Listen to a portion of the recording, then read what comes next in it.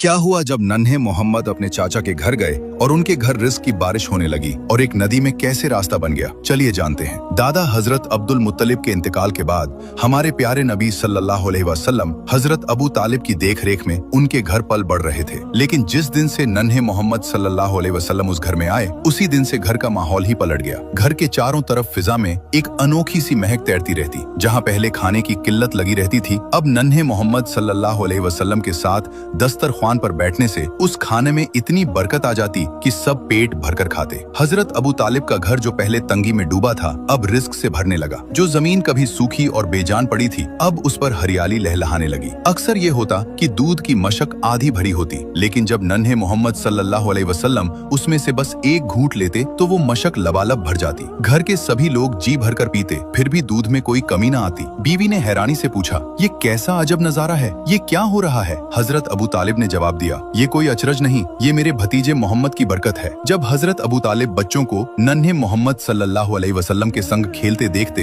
तो उनके दिल में एक अजीब सा चैन उतर आता। वो मन ही मन सोचते, ये बच्चा कुछ और ही है, अल्लाह ताला इसे किसी बड़े मकसद के लिए तैयार कर रहा है। दादा हजरत अब्दुल मुत्तलिब का साया तो उठ चुका था, लेकिन उनकी आखिरी वसीयत पूरी हुई। हजरत अबू तालिब ने हुजूर सल्लल्लाहु अलैहि वसल्लम को अपने सगे बेटे की तरह पाला पोसा और उनके लिए अपना सब कुछ निसार करने को तैयार रहे। इसी तरह नन्हे मोहम्मद सल्लल्लाहु अलैहि वसल्लम की परवरिश हजरत अबू तालिब के घर की छाया में होती रही। जब आप सल्लल्लाहु अलैहि वसल्लम की उम्र 10 बरस हुई तो आप अपने चाचा हजरत जुबैर के हमराह यमन की जानिब सफर पर रवाना हुए। गर्म रेगिस्तान की लू में काफिले के कदम धीरे धीरे यमन की राह पर बढ़ते जा रहे थे। तभी राह में एक अनोखा वाकया पेश आया। एक वादी में एक ऊंट लोगों का रास्ता रोके खड़ा था और किसी को भी आगे नहीं जाने दे रहा था। जैसे ही उस ऊंट की नजर आप सल्लल्लाहु अलैहि वसल्लम पर पड़ी, वो अपना सीना जमीन से लगाकर बैठ गया। आप सल्लल्लाहु अलैहि वसल्लम अपनी सवारी से उतरे और उस ऊंट पर सवार हो गए। वादी के पार पहुंचने के बाद आपने उसे आजाद कर दिया। जब काफिला सफर से लौटा तो देखा कि वही वादी अब पानी से लबालब भरी हुई थी। आप सल्लल्लाहु अलैहि वसल्लम ने काफिले वालों से फरमाया,